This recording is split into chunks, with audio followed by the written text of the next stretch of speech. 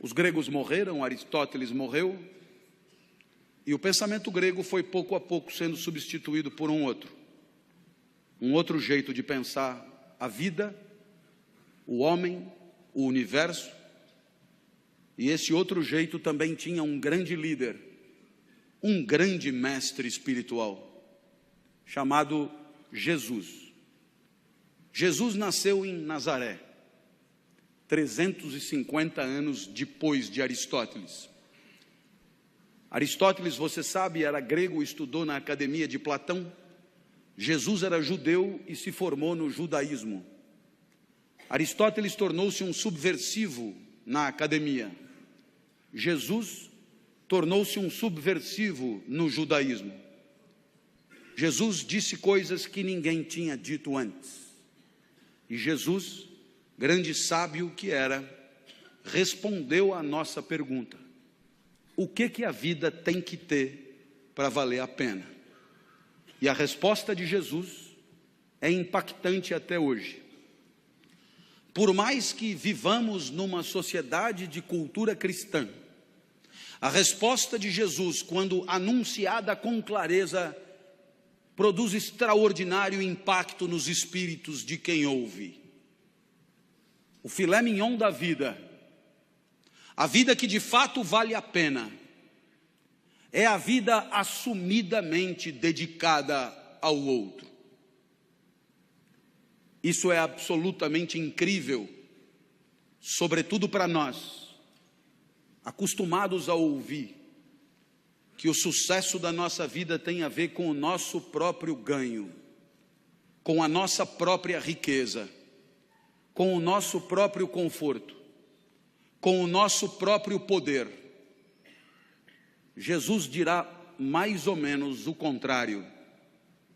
O filé mignon da vida, aquilo que fará de você um vivente feliz, é a entrega, é proporcionar, é alavancar, é permitir que o outro viva melhor do que viveria se você não existisse, é permitir que o outro sorria o sorriso que, se você não fosse, ele não sorriria, é permitir que o outro sinta a alegria que, se você não estivesse, ele não sentiria. E aí sim, você terá vivido vida boa, vida que valeu a pena. Lição de Jesus. Bem, os exemplos podem ir ao infinito. Basta que alguém que você ame fique doente, para que você gaste num único cheque tudo que tinha guardado para si.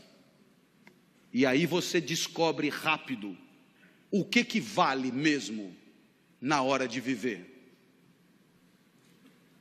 A minha filha Natália é a mais nova dos meus filhos, tem 13 anos hoje. Quando tinha 4, foi acometida de gravíssima doença, rara no Ocidente. Síndrome de Kawasaki, um vírus letal. Funciona mais ou menos assim. Esse vírus só aparece em crianças de 4 a 6 anos. Esse vírus, se desincubar, mata a criança na hora.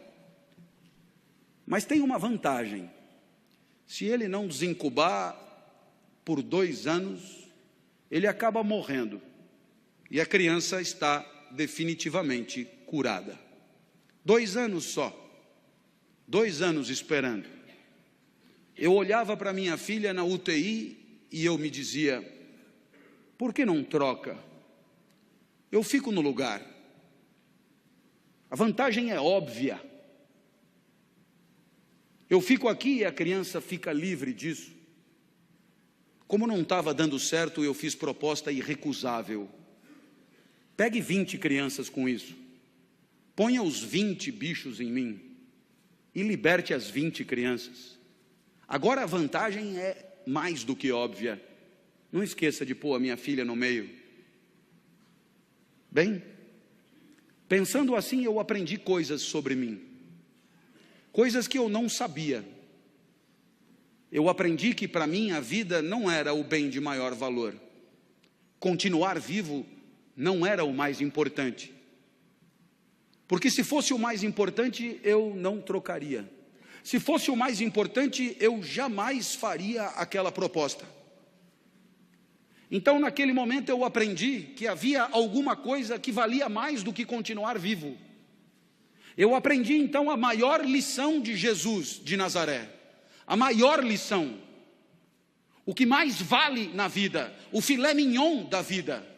Eu aprendi que o amor vale mais do que a própria vida. Por isso propunha a troca.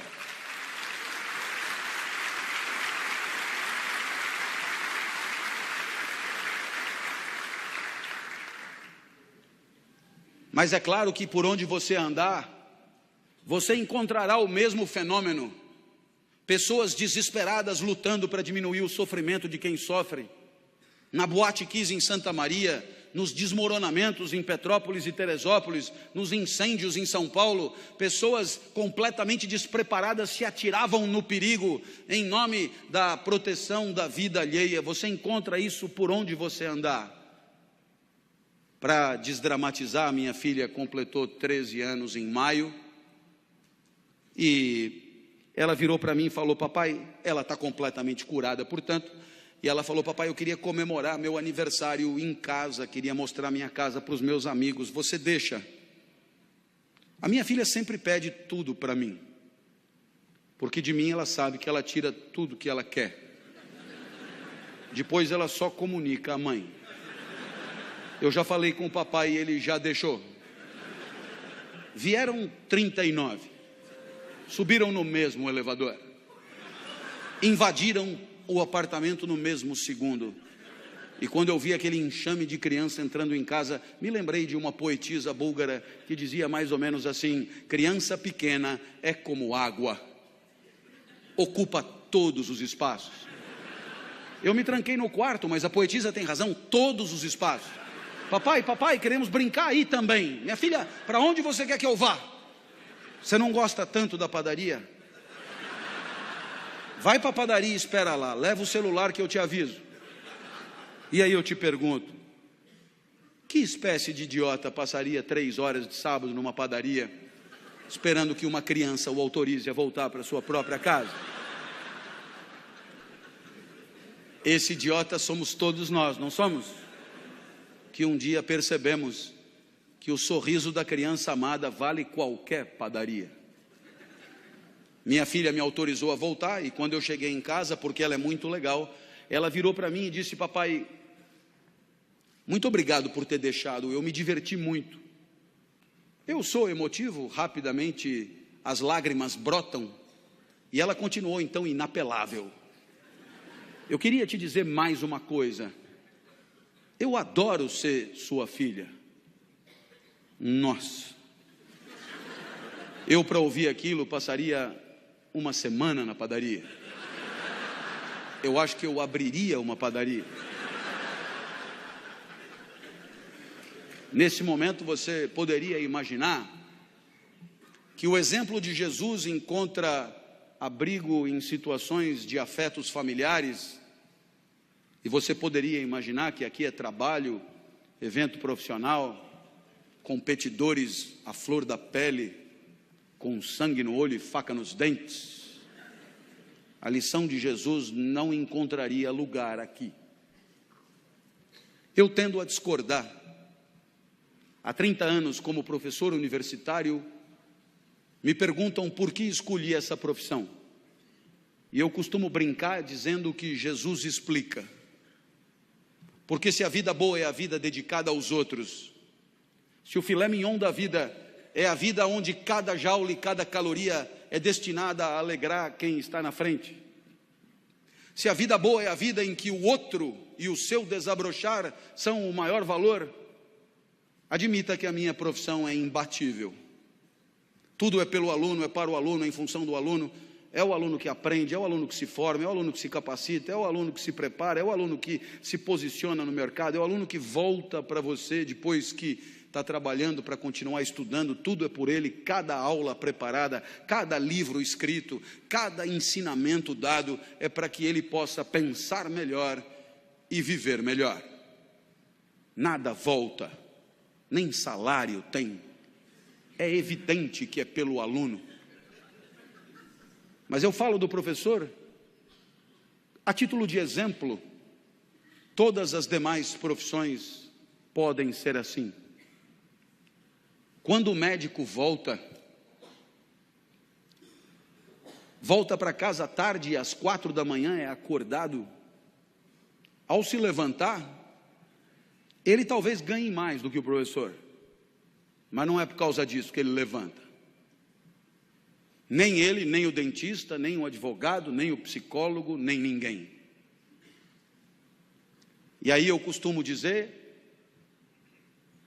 disse até uma vez num evento de mídia que depois na internet atravessou o país, que trabalhar é quebrar o galho de alguém. Trabalhar é quebrar o galho de alguém com conhecimento de causa. Trabalhar é quebrar o galho de alguém com formação. Trabalhar é quebrar o galho de alguém com método, com expertise, com protocolo. Mas trabalhar é, antes de tudo, quebrar o galho de alguém.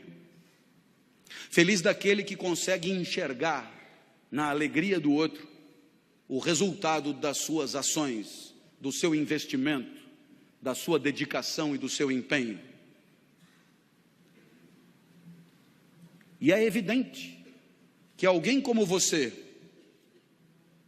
que trabalha com um valor maior de felicidade, que é a segurança, é evidente que alguém como você tem claro no seu espírito que se você se empenha por progredir, por ampliar seus negócios, por servir ao maior número de pessoas, muito antes do que pensar no próprio enriquecimento, muito antes de pensar no próprio acúmulo de recursos, muito antes de pensar na própria fatia de mercado, muito antes de pensar em si, você sabe o quão bem você faz às pessoas que bateram à sua porta. Você sabe o quanto as pessoas confiaram em você para bater à sua porta. Você sabe o quanto as pessoas que não dominam o setor como você domina, confiaram em você para entregar a você a segurança daqueles que ela mais ama, seu maior tesouro, seu bem mais precioso.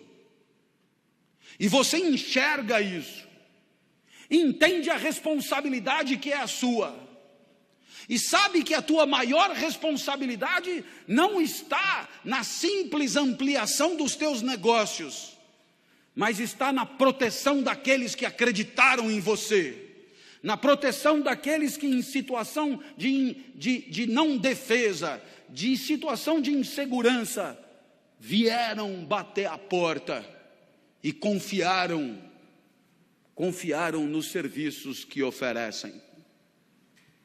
Portanto, você entende que só isso dará a você a dimensão do sentido do trabalho, o sorriso do outro, muitos outros, mas muitos outros, famílias inteiras, enorme quantidade de gente que sorri um pouco mais, por se sentir um pouco mais seguro. Aí está o sentido do seu trabalho. O resto é tabela, números, gráficos, de frieza impiedosa, e que pouco ou nada justificariam o seu empenho extra, a sua dedicação extra, porque é exatamente olhando no olho daqueles que confiam em você, que você se sente importante, e não contribuindo com números frios e porcentagens que nelas mesmas nada querem dizer. Essa é a lição de Jesus de Nazaré. Até porque você um dia vai perceber que não precisa jantar 5 vezes na mesma noite. Jante só 4. Vai fazer bem para você. E você terá gente feliz do lado, gente que não ia comer, te fazendo companhia. Uma homenagem a Jesus, segundo o sábio do nosso encontro.